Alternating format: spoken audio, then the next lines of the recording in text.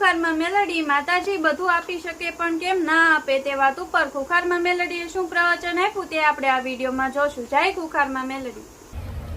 એ તો કદાચ મારા સાનિધ્યમાં આવ્યા પછી મારા જ્ઞાનના આધારથી જેના આવી સદબુદ્ધિ મળી હશે ને એને જ કદાચ દંડનું નિવેદ કર્યું હશે. આ ગુનાનું કોઈ કશું કરવું નહીં. બસ એક નારિયેળ આલે નિવેદ આલે એટલે તરત તો અમે તો 10 માંગણી હોય. કોઈ દાડે એવું થાય છે કે લાય મારી માને એક દાડો મેં મેણો મારી તું બહુ દુખી હતો, બહુ પરેશાન હેરાન પરેશાન હતો અને માં એ દાડો કદાચ મારા મનથી કંટ્રોલ રહ્યું નહીં અને મોડેથી તારા નામનું મેણું નીકળી ગયું તો માં આજે વાતનો ભલે 5-5 વર્ષ કહેવાય પણ માં આજે વાતનો મને પસ્તાવો થાય. માં એક નારિયેળ આવું છું મારા કુળના દીવા કોઈ દાડો તને મેણું નહીં મારો બે હાથ જોડી પ્રાર્થના કરી. કદાચ એ જ પ્રાર્થના શી ખબર એ તમારા સાચા ભાવની પ્રાર્થના તમારી પેઢી તારી નાખે શી ખબર પડે હું મેળવી આવતો શી ખબર એ કદાચ એ પસ્તાવાનું એક ખાલી શ્રીફળ એક નારિયેળ તમારી માની ઓખો ઉગાડી દે શી ખબર પડે. પણ કોઈ દિવસ ભાવથી કોઈ દીકરા ત્યાં નહીં. બસ ખાલી મારા કહેવાની રાહ જોતા હોય કે માતાજી કે નિવેદ કરજે નારિયેળ કરજે તારે જ કરવાનું. શું તમને સદબુદ્ધિ નહીં? શું તમે ગુના નહીં કર્યા? શું તમે તમારી માની આગળ બોલી બીજું નહીં બોલ્યા? શું તમે સોગંદો નહીં ખાધી?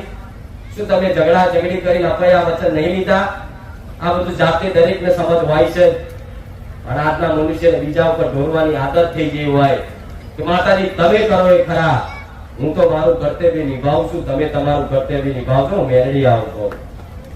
મારું કર્તવ્ય છે, મારી ફરજ છે કે તમારા બાપ દાદાના તમારા ગુના ફરી ફરીને મારે બતાવવાના કે તમારી માં ક્યાં રહે બેઠી, તમારી કુળનો દીવો કઈ જગ્યાએ ત્રાસ છે, કઈ માતા તમને દુઃખ નાખે છે, કઈ માતાનું શું નડતર એ મારું બતાવવું મારું ધર્મ મારું કર્તવ્ય છે. અને તમારું કર્તવ્ય છે ગુના ફરી ફરી જાતે મહેનત કરી અને પોતાની માના દંડ પાણી નિવેદ કરવાના એ તમારું કર્તવ્ય છે. પણ ના કોને કરવું સાથ બધું કે મારી દુઃખ છે ને દેવું છે ને દેવું ભરાઈ જાય ને તો માં બધું કરીએ. ચારે સુખમાં કોઈ માતા મળી નહીં એક ઇતિહાસમાં તો બતાવો, એક દાખલો તો બતાવો કે જગતનો ઇતિહાસ ને એવા દાખલો જોયો કે જેનો સુખમાં માતા મળી હોય, મળી ને તો ઘોડા દુઃખમાં જ મળી હું મેળવી આવું. જો તો સાચું દુઃખ બધા દુખિયારા છે, કોઈ સુખી નહીં મારા સાનિધ્ય. તો દુઃખ હોય ને સમજી લો તમારી માં તમારી બાજુ પોકાર કરે છે, દીકરા મારા શરણ સિવાય જોઈ જઈશ નહીં, તું મારા શરણ બાજુ આય. તમને એના ઈશારા સમજણ નહીં પડતી. બસ થોડા શરણમાં માની આગળ પહોંચ્યા અને માએ કદાચ ગાડી લઈ આવી ને તો બસ એ ગાડી લઈને રખડવાનું છે, માં દેખાય નહીં. થોડા માની શરણમાં પહોંચ્યા અને માતાજી કદાચ આશીર્વાદથી હારો મોબાઈલ લઈ આવ્યો ને એટલે બસ આખો દાડો હારા મોબાઈલ માં તે પડે પહોંચે રહેવાનું. માતાજીની કૃપાથી કદાચ હારા કપડા પહેરવેશ થઈ ગયો ને એટલે બસ ટાઈટ માઈટ થઈ ઇન્સર્ટ કરી ફરવાનું જગતમાં કઈ માતા ભગવાન પર શું છે. આ તમારો સ્વાદ, આ બધી તમારી મોહ માયા, આના કારણે દેવી શક્તિ પાસી પડે હાલવામાં. મગર માતાઓ તો એ શક્તિ છે ને કે એક ખાલી દ્રષ્ટિ નાખે તમારી પર તો તમારી 72 પેઢી ઊંધી નાખું છે. એ મારા ભાવ છે. એક નહીં બધી 72 પેઢી ઊંધી તમારા ઘરમાં અન્ન પાણી અનાજ ના કૂટે, ધન ના કૂટે, જવેરાત ના કૂટે, દીકરા ના કૂટે. એ મારા સામર્થ્ય મારા ભગવાને આલ્યું હોય. પણ મને ક્યાંક ને ક્યાંક વાતે ડર હોય કે મારા દીકરા જો બધું આપી દઈશ ને તો કાલ પૂરી ફરશે જગતમાં, જો તો ઝઘડા કરશે, પોતાનું અભિમાન પ્રદર્શિત કરશે, નિર્દોષ ન મારશે, જો તો પાવર કરશે. આવો ડર હોય કે નહીં? અને બધા પાવર વાળા જ છે. શેર હોમે વાળો કોઈ કદાચ બોલ્યો ના બોલ્યો સાધન લઈ જતા હોય અને ગમે તે કદાચ તમારો હક હોય છતાં કદાચ કોઈ વ્યક્તિ તમને બોલી જાય ને તો ઉતરીને 2 લાફા મારી દો. એ તમારો અભિમાન તરત પ્રગટ કરી નાખો. તમારી માન આ બધી ડર હોય કે મારા દીકરો આટલો બધો અભિમાની છે, આટલો બધો લોભી છે, આટલો બધો લાલચી છે તો કદાચ આપી દઈશ ને તો લોભ લાલચ નો ચોક ફસાઈ ના જાય. નકર હું એવું કહું છું બધા એટલી દયાવાન અને ક્ષમાવાન છું ને, એક આશીર્વાદ નો કોઈના દુઃખ ના રહેવા દઉં, એ હું રોમ મારી મેળવી છું. પણ કે છે બહુ દીકરા તમારા પોતાના દીકરા હોય ઘરના, 18-20 વર્ષનો દીકરો થયો હોય, એને એનો બાપ કદાચ એનો દીકરો માંગણી કરે કે પપ્પા મને બાઈક લઈ આલો, તેનો બાપ નો ડર હોય કે મારો દીકરો કદાચ બાઈક લઈને અડધી રાત સુધી રખડવા જશે, ચોક એક્સિડન્ટ થશે, પડશે, વાગશે તો હોય જ નહીં. તો માતાઓને આવો ડર હોય તો મારો દીકરો આડાવડા ધંધા કરી અને આડાવડા વ્યસન કરી અને જો તો કદાચ ઝઘડા કરી, લોકોને મારી, લોકોના નેહાગા લઈ ગુના કરી ઘેર આવશે તો મારું હાલેલું બેકાર જશે. એટલે તમારી માં અત્યારે પહેલા તમને સદબુદ્ધિ હારી આલવાની કોશિશ કરશે, તમારા પર આશીર્વાદ રાખી તમારો ભાવ, તમારો સ્વભાવ બદલવાની કોશિશ કરશે, તમારું ચરિત્ર બદલવાની કોશિશ કરશે, તમારું અભિમાન નષ્ટ કરશે. અને આ બધું નષ્ટ થઈ ગયું ને એટલે ધનની આકસ્મિક લાભ થાય, ચોથી આવે છે તો તમને ખબર ના પડે. જો તમારી અંદર કામ, ક્રોધ, મોહ, લોભ આ બધું વાપર્યું છે, તમે આ બધા અવગુણો, આ બધા વિકારો ના હોય ને તો દેવી શક્તિ સાક્ષાત તમારી આઈ રૂબરૂ હોય, આશીર્વાદ આલી તમારા દરેકના બેડા પાર કરી દે, તમારી મનની મનોકામના ઈચ્છા પૂર્ણ કરી દે. પણ આ બધું અંદર સર તમારા અંદર વિકારો. બસ તમે એક ગાડી લાયા, કદાચ ભોમિયાવાળા એટલી મોટી ગાડી લાયા તો તરત તમને જલન થાય, જલન ના થવી જોઈએ, ઉપરથી રાજી થવા જોઈએ. આવું તમારો ભાવ આવવો જોઈએ. આ તમે દુખી થાવ ને એટલે તમને એવું થાય કે હું દુખી થયો છું તો બીજાને કરું, હું દુખી છું બીજા શું કામ દુખી રે. હકા ભાઈઓમાં આવું ચાલતું હોય એટલે કદાચ ભાઈને દુખી કરવાનું કારણ બનતો હોય આપનો ભાઈ. પણ જે ભાઈ, જે વ્યક્તિ, જે પુરુષ કદાચ પોતાનું દુઃખ ભલે હોય પણ બીજાનું સુખ જોઈ એ રાજી થતો હોય ને, એની જોડે દેવી શક્તિ સંગ કરે. હું મેરડી આવું કહું. જે બીજાને બળતરા કરતો હોય 24 કલાક એની નિંદા કરતો હોય એવાને દેવી શક્તિ સંગ ના કરે. પણ પોતે વેઠતો હોય, પોતે દુખી થતો હોય છતાં એના ઘર પરિવાર, એના ભાઈઓનું સારું વિચારતો હોય ને, એને મારા જેવી મેલડી ગલે.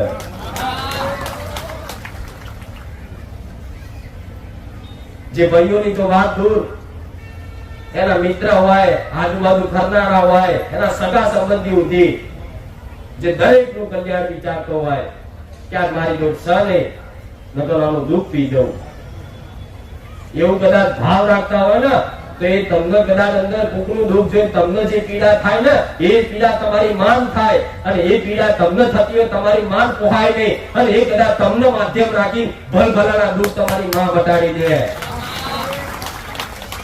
આજ મારા દીકરાને માધ્યમ રાખી હું મેરેજ શું કામ તમારા કામ કરું?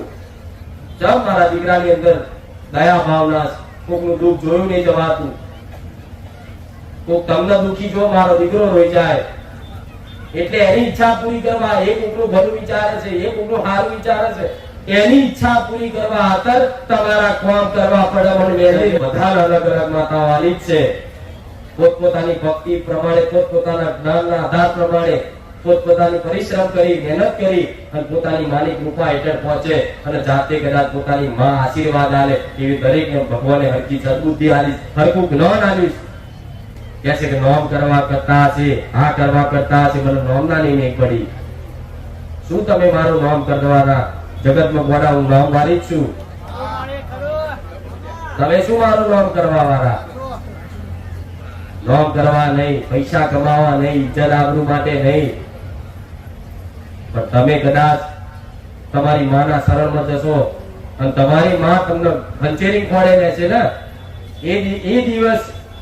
એ દિવસ તમારી ચામુંડ મહાકાળી બહુચર જે તમારો પૂર્ણનો દીવો હોય ને, મારા દીકરાના આશીર્વાદ આલમ, જા તારું ભલું થશે. એ સત કમાયું કહેવાય, એ પૂર્ણ ભેગું કર્યું કહેવાય. આ એટલું બધું જમા કરી આલીશ ને પછી અમને આવનારી પેઢી બધી 70 પેઢી જતી રહે ને તોય ખૂટવા ના દઉં. એ મેળવી સત ભેગું કરો, સત ભેગું કરશો ને તો તમારી માનું સત દેખાશે. તમને તો મળશે, તમારા પરિવારને મળશે, પરિવારને મળશે તો કદાચ તમારા કાકા કુટુંબ નહીં દેખાશે, કાકા કુટુંબ દેખાશે તો આખા ફરિયાદ શબ્દ દેખાશે, ફરિયાદ દેખાશે તો આખા ગામમાં દેખાશે, ગામમાં દેખાશે ને તો ઠેર ઠેર આખા ગુજરાતમાં દેશ વિદેશમાં તમારી માનું શબ્દ દેખાય. આ શરૂઆત મારા દીકરાથી થઈ હોય, એથી મોડી કદાચ એના ભાઈઓથી, એના ભાઈઓથી મોડી એના પરિવારથી, એના પરિવારથી મોડી એના કુટુંબથી, કુટુંબથી મોડી એના કાકા કુટુંબ ફરિયાદથી, ફરિયાદથી મોડી ગામથી, ગામથી મોડી આજુબાજુના 25 ગામડાથી, અને એમ કરતા કરતા આખા ગુજરાતના ખૂણે ખૂણે, આખા ભારત દેશના ખૂણે ખૂણે, દેશ વિદેશોમાં સુધી કદાચ મારા સતનો પ્રકાશ ફેલાતો હોય ને તો આ મારા દીકરાની ભક્તિ છે. હું મેળવી આવું છું. મારું જે તેજ છે, મારું જે પ્રકાશ છે, મારા દીકરાની ભક્તિ છે. એકની ભક્તિથી જો કેટલો બધો પ્રકાશ થાય છે જો તો ખરા.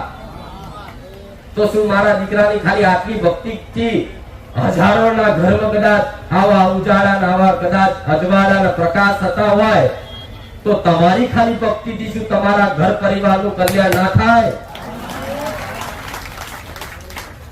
તો દોનાકારી કાઢવાનું બંધ કરી દેજો કે મારો બાપુ નહીં માનતો, મારી માં નહીં માનતી, મારો ભાઈ નહીં માનતો, મારી પત્ની નહીં માનતી, મારો દીકરો નહીં માનતો. તમે માનો છો ને એટલું કાફી છે. જે નહીં માનતા એને ફરાડે બનાવવાની કોશિશ ના કરતા. હું તો એ કહું છું, કદાચ તમારા બાપ દાદા કાકા કુટુંબ ના માનતા હોય ને તોય ભલે ચિંતા કરવાની જરૂર નહીં, પણ કદાચ કોક દાડો આવતા જતા રહેજો. એવો સમયગાળો લાવીશ ને કે તમને પૂછ્યા વગર તમારો બાપે તમારો કાકોય પાણી નહીં પીવા. આવું મેળવી છે.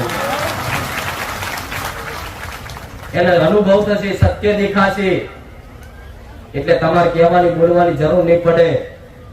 એને ખબર પડી જશે કે મારો દીકરો ભક્તિ કરે છે તેની જગ્યાએ બરોબર છે, એ બહારું જ કરે છે. જયારે એનો અનુભવ થાય, એનો ભક્તિનો પરિપક્વ થાય, પાકર જયારે ભક્તિ, તારે બધા અજવાળું દેખાય ને એટલે જે તમને વિરોધ કરવા વાળા, બોલવા વાળા હતા ને એ તમને હાથ જોડીને એમ કે રામ રામ. ચાહે તમારા મા બાપ હોય, તમારા કાકા કુટુંબ હોય, ચાહે તમારા ભાઈઓ હોય, ચાહે ફરિયાના હોય, ગોમ ના હોય, જો આજે તે કદાચ એવા મેળા ખાતા હોય ને આખો દાડો માતા માતા કરી ગોડો થયો જોતો ખરા. આના તો 24 કલાક માતા વગર કશું ઉઠતું જ નહીં. તો સમજી લો તમે માતાની છત્ર છાયા પહોંચી ગયા.